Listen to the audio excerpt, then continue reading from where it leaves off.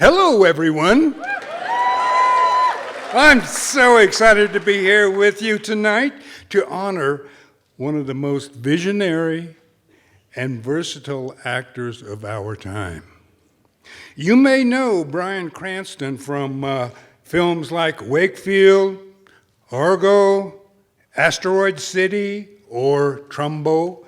That's the film we're screening tonight, which garnered him an Academy Award nomination for Best Actor.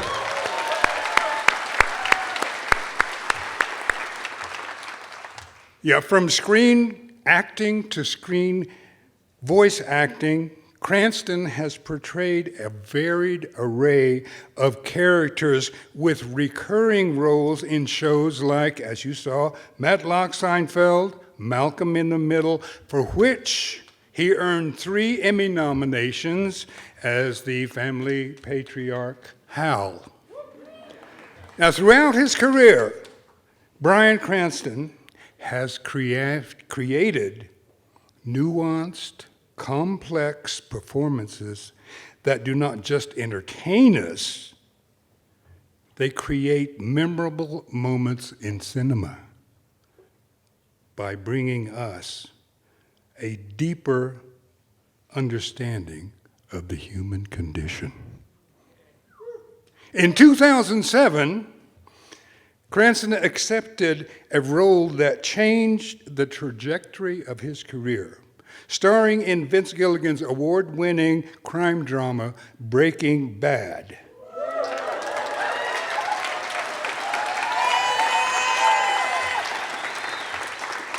Yeah, Cranston brought to life the role of Walter White, also known as, you got it, Heisenberg. Thank you very much. Yes, sir. And for that, he earned 6 Primetime Emmy Awards, 2 Golden Globe Awards, and 3 awards from the Screen Actors Guild. Cranston also reprised the role in El Camino, a Breaking Bad movie, and the hit series Better Call Saul. And currently, you can see him in the new Breaking Bad Habits commercial for New Mexico's anti-littering campaign.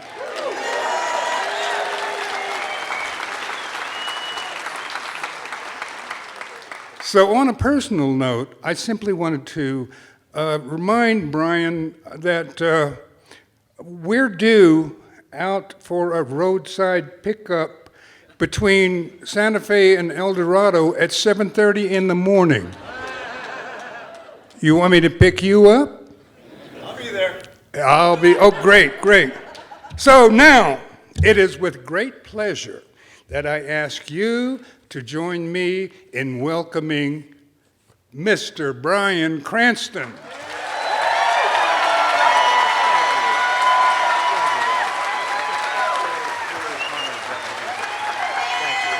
Hello, everybody. Hello.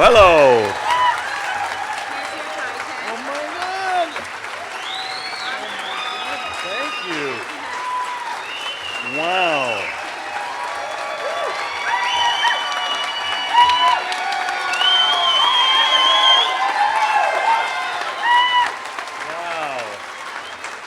So, the first thing I noticed is that there's no pie in the pie tin. And I was told, Wes said, "You'll make me a pie." Thank you. Wes said when this first started, pies were included. And I thought, now there's the best award I've ever heard of, an actual pie. Thank you all very much. And this award, look at this. This is so sweet. Thank you. And thank you for coming out tonight. I appreciate that. You know, we're about to sit down and have a little conversation and talk about the world of acting and showbiz and all that stuff.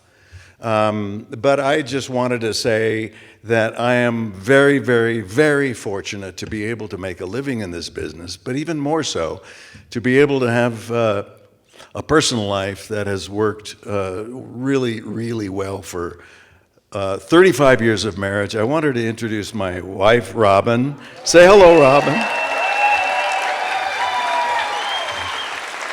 I love you.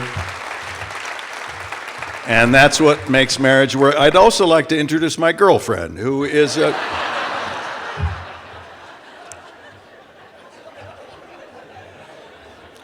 I know, she's saying, you can't let it go, can you? You said something nice, and then you have to give it a little twist. I have been very, very blessed to be able to meet a lot of you, to work in this really beautiful state with such a rich culture and care and concern for that history. And we have crews that have come on to Breaking Bad, to Better Call Saul, to the new series that Vince Gilligan is doing, and he loves it here. He's moved here. I still have an apartment in Albuquerque. So it's like once you get the taste of it, there's something that happens to you, and you feel the richness of the environment and the storytelling. And we're so grateful that we were able to come here and tell our story over 6 years. And I'm just so appreciative to be back in New Mexico, where my heart really lies. And I will always, always have a connection to this state, because it is inexorably tied to a period of time. I love you too. Oh, wait a minute. We did love each other at one time, didn't we? Yes. I just now recognized you. And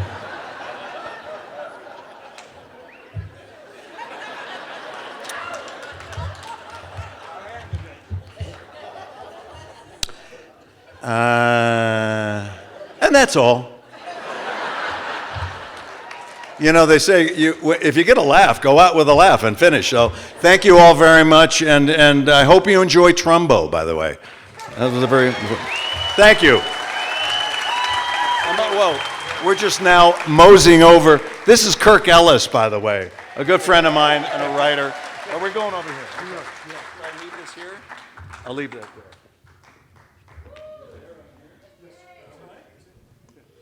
We're good. We're good. So you've already set me up, because you are from a family of actors. Yeah. You are married to an actress. Yeah. Your children are actors. Yes. So let's talk about the acting gene. Were you born with it? What happened? I don't know, but when you think about it, it's not too dissimilar from if my father and mother ran a dry cleaning business.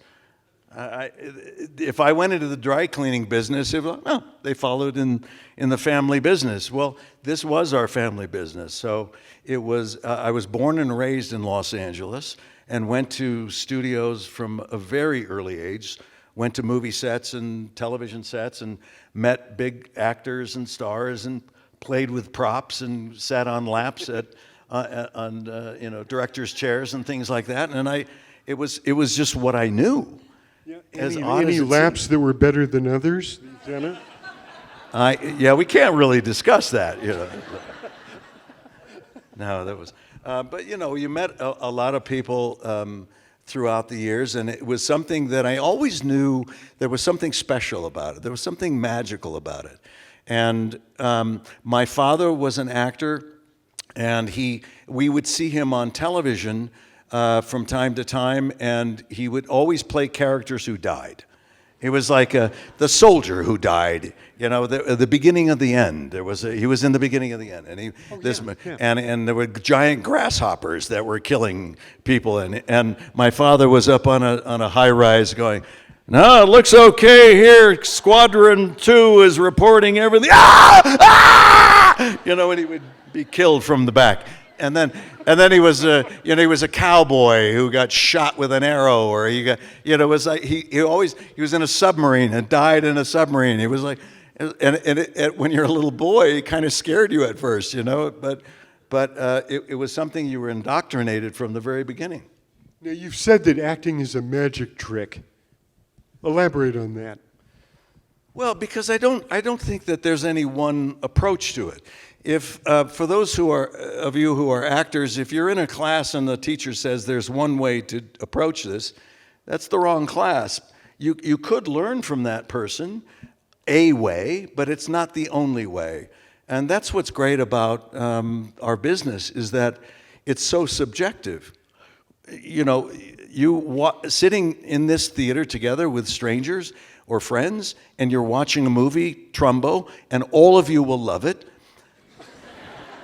Some of you may not, but it's okay. It's all right to have your own personal feelings toward it, and you're never wrong. The audience is never wrong. Whatever you feel about a piece of art, you are right.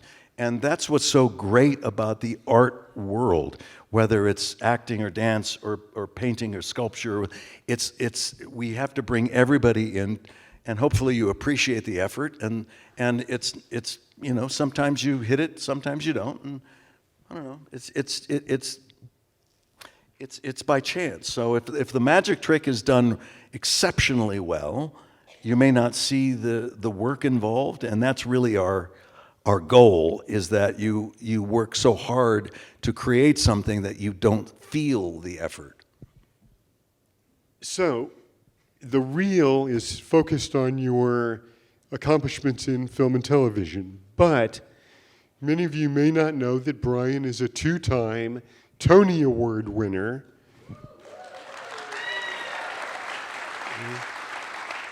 Having played LBJ in All the Way, which was later made into an HBO film, and more recently in the role of Howard Beale in Network.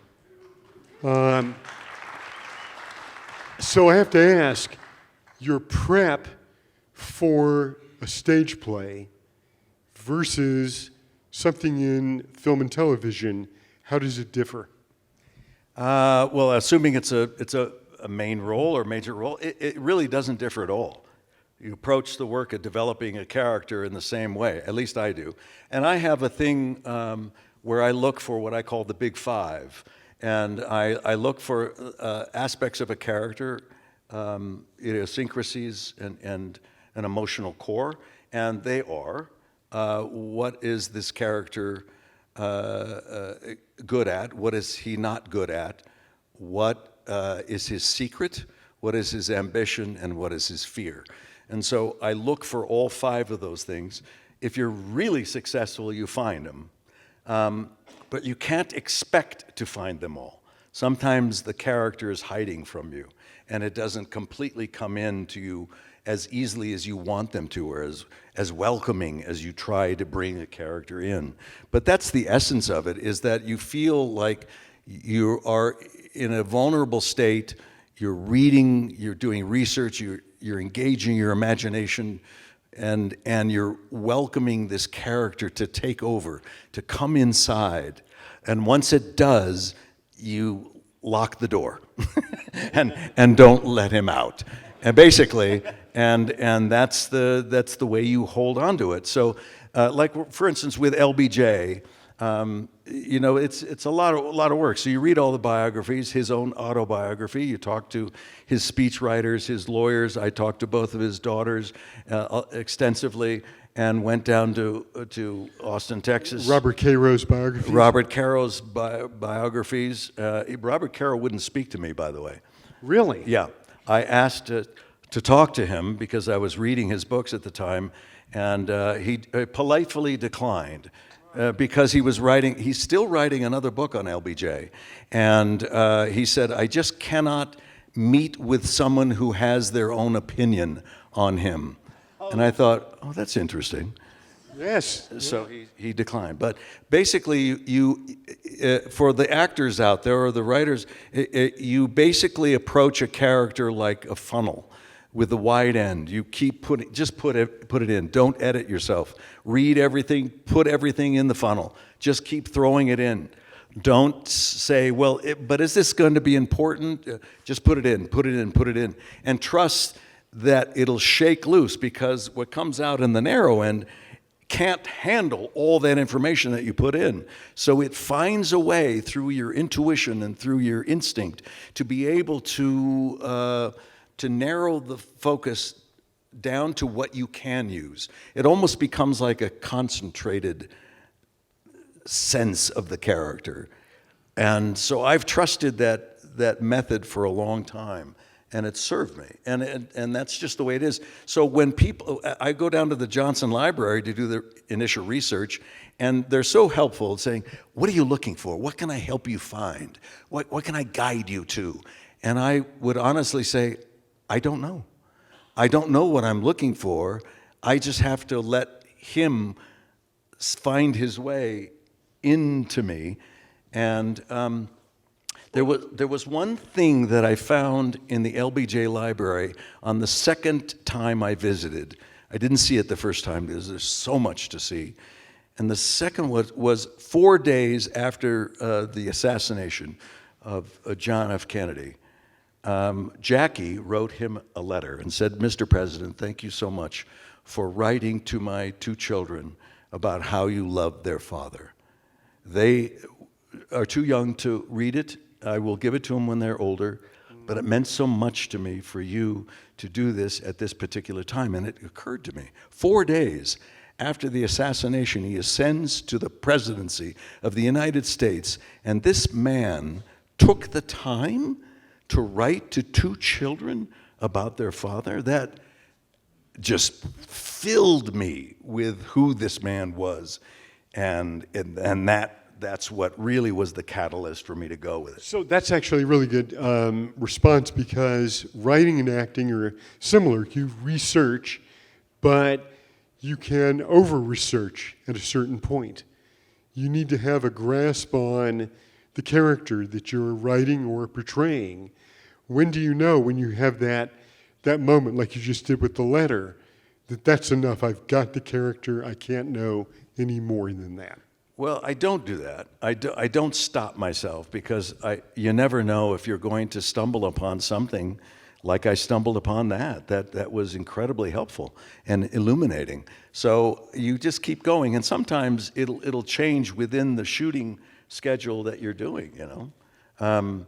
Or if you're doing, I did the play on Broadway for 7 months, and as exhausting as it was still invigorating and empowering to do it every night. So what about a fictional character like Howard Beale? I remember talking to you when you were doing that, and 1 day a week you simply never spoke. Yeah. You stayed in your room, sort of marshaling your voice, but you had that Oscar-winning Peter Finch performance that came before you, yet you recreated that role so effectively in a stage production. I took Audra McDonald's advice. She was doing Porgy and Bess at the time, and she had her ear, nose, and throat doctor write her a prescription for Silent Mondays, the only day off you have on a Broadway schedule. And while I was doing this 3-hour play of LBJ, who was so voracious in everything he did, that I could feel my throat and my energy start to strain. And so I did that, and Robin will attest that on Mondays that I didn't speak, I would write her little notes, you know, lunch, you know, sleep, nap, sex.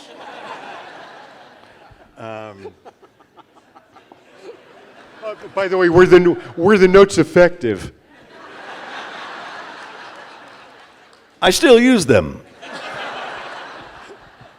And so the energy, you have to maintain your energy for it. The difference between doing a run on a stage and doing a movie is that a movie is the bits and pieces business.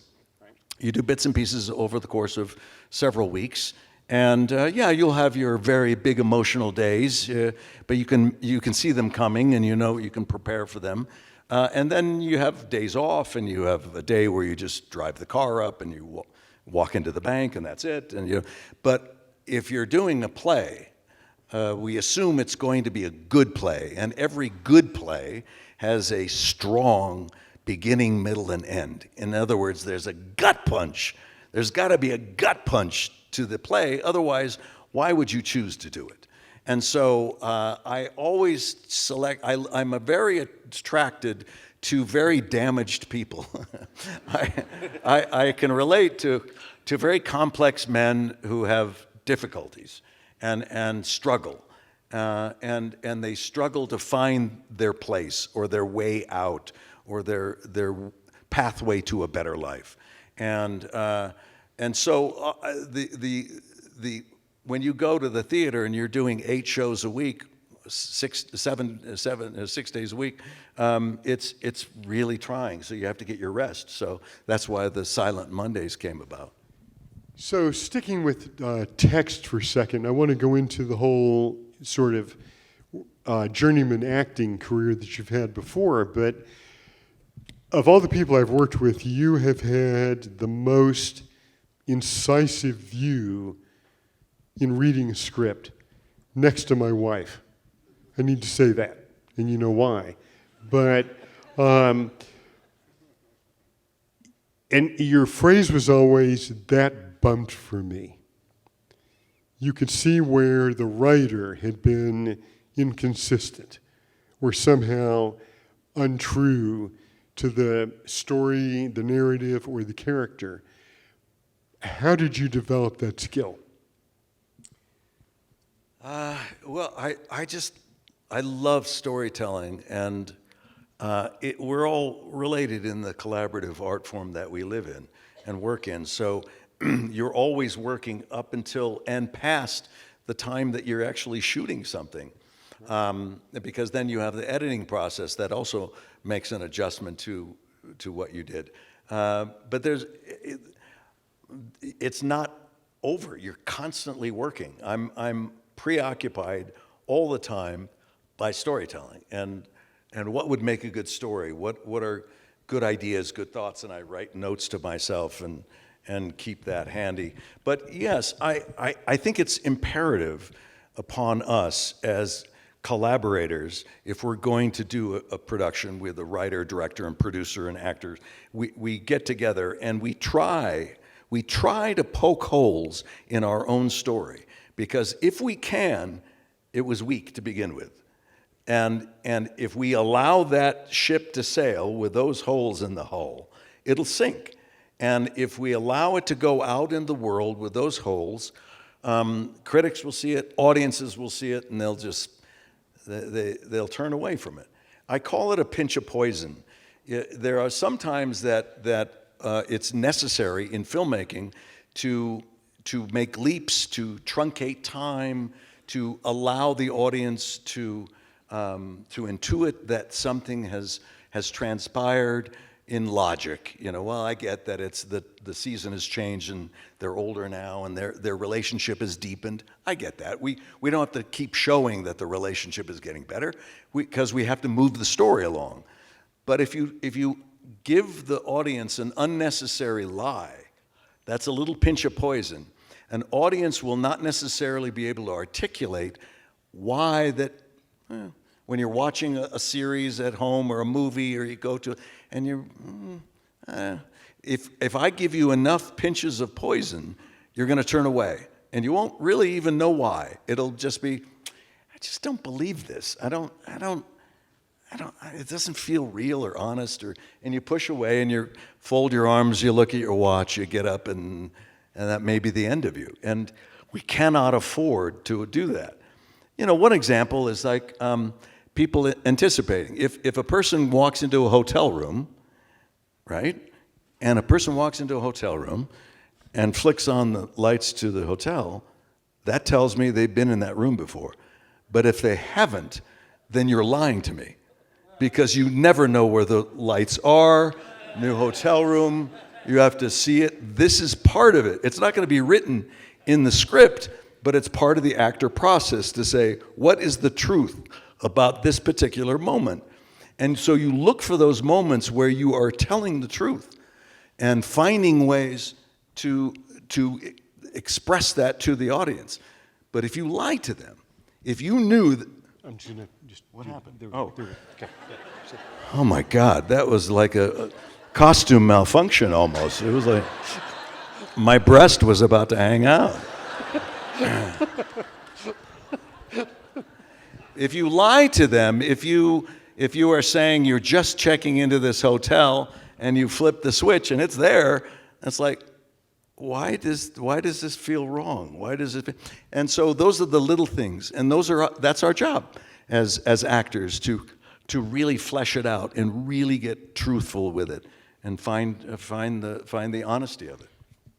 So what do you expect from a script to give you those kinds of cues? Does it need to be written out? Do we need to be specific in our stage descriptions? No, I think it's better. You know, it used to be where scripts were written out, and this is maybe for the writers of the room, scripts are written out in such detail that it didn't leave anything for the reader to imagine. Right, sure. And that's not good. You can't say interior college dorm, and there's a hole in the floor of there's a hole in the carpeting, there's a empty pizza box, there's beer spilled, there's this, there's that, there's that. Whereas if you said it's a frat house college dorm, I got it. Yeah, it's like, and get on with it. Someone once said to me, he said, write less so they'll read more. It's a good policy. That's great. How much less can you write and still be succinct and perfect in describing what you want your audience to read? And that's a good thing. It's like the old adage about come into a scene as late as possible and leave as early as possible. Right. So all this is well and good, but I'm not answering as good. God, you're so difficult. But you came up through the ranks. Yeah. So when you're working on Matlock or Airwolf, and you told me about Airwolf, so I had to bring that up. Yeah. What do you do? What's your advice to actors who are working in a kind of factory mode on series where you've got to bring it to the scene, but it's just, it's a scene. It's not, it's not, no depth. It's not well written. My advice is probably more pragmatic than artistic. Show up on time, know your work, be kind, be respectful, and bring something that you think might surprise. Some little thing. But it has to be appropriate to the character, right? You can't just go off and do something weird. And what happens is that every time you work, you're developing a reputation. And you're reliable, you're good, you're on time, you're kind, I love this guy. You've solved my problem. The next casting job I have, let's get him. He was terrific. And I don't have to worry about him. He's fantastic. And that's what you want. So for young actors, it's like, take every job you can. Work on everything. Because those people you're working with now will go on to other things. And if you're good and professional and responsible and talented, you will start to develop a foundation that could create a career. So you and I haven't seen the monitor here that's normally at an award ceremony that says, wrap it up. But I'm getting that signal from off stage. From where? Yeah, but so I want to... Just ignore them. Right. Yeah. So let's segue to Trumbo with a larger question about there's performance when you're dealing with a character who is cut from whole cloth. Then there's the performance based on an individual. And somebody like Trumbo is a very particular personality, very theatrical. Yeah. So let's talk about how you bring the art to a real person. Well, there's more responsibility on the actor when you're doing a non-fictional character. There just is. But in some way, you have more of a visible playing field. You know the era they lived in. You know their accomplishments. So you don't have to worry about going outside of that. So while you have that added responsibility of doing justice to this real person, you don't have to use your imagination to go beyond that, which a fictional character presents.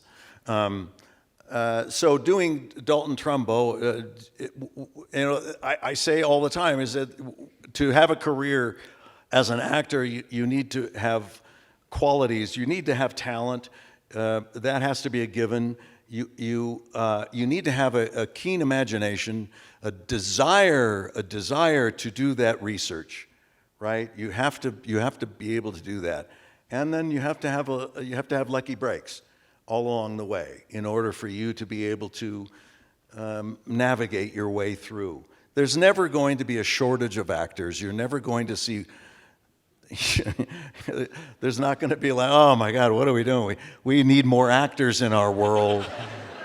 We're going to subsidize them to please quit your accounting job, come be an actor.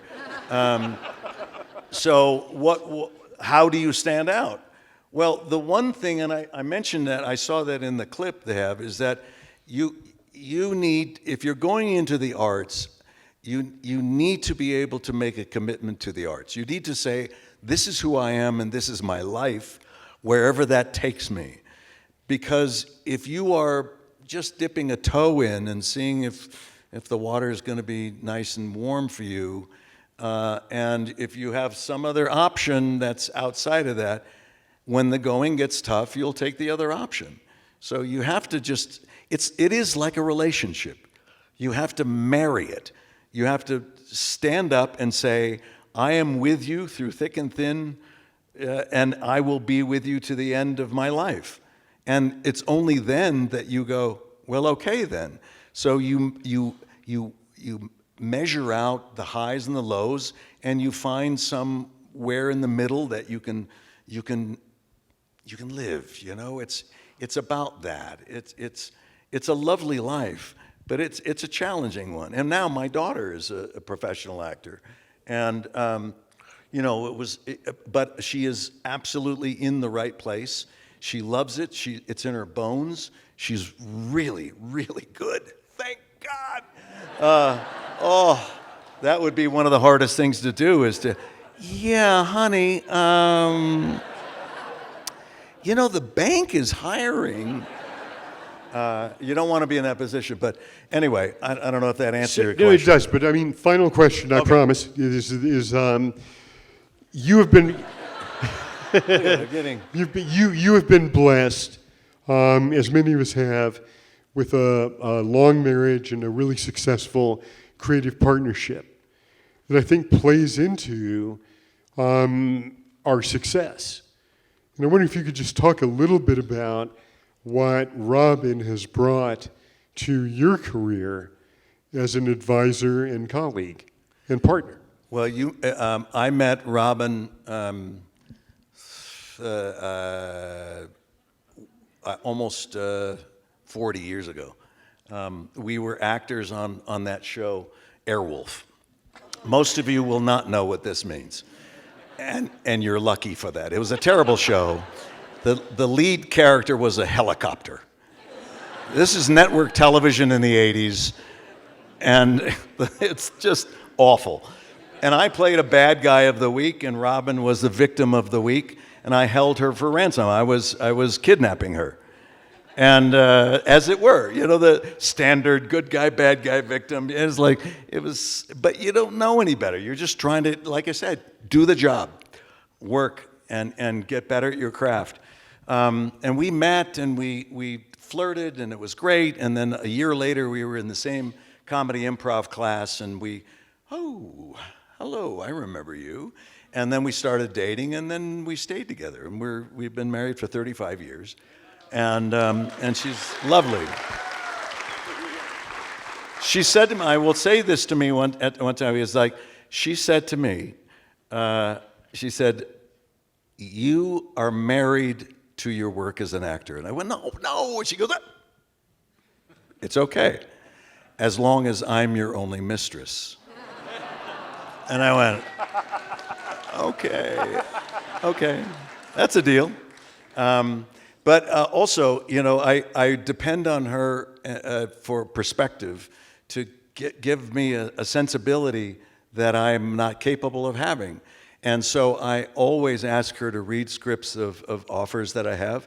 In fact, Breaking Bad came to me, and I read it, and I thought, oh my God, this is so good. It's so good, but I would have to live in another state. And at that time, I didn't know much about New Mexico. We were in California, and we had a little girl. We had a daughter who was in middle school. And I read this script, and I thought, oh, God, what am I going to do here? And I asked her to read it. And I said to her, before you read it, I just want to say, if it happens, I have to move to another state. And she said, okay. And she read it, and I would peek around the corner and see her reading it. And she got to the end, and she took it, and she threw it and said, shit.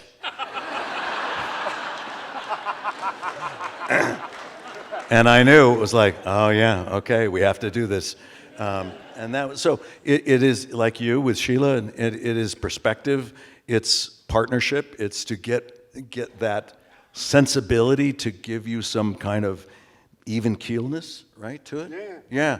And it's been lovely. It's been a great partnership, and I love you. And with that, we give you Trumbo. Oh yeah, Trumbo. Yeah. Trumbo. I hope you enjoyed Trumbo. It was a great time of my life.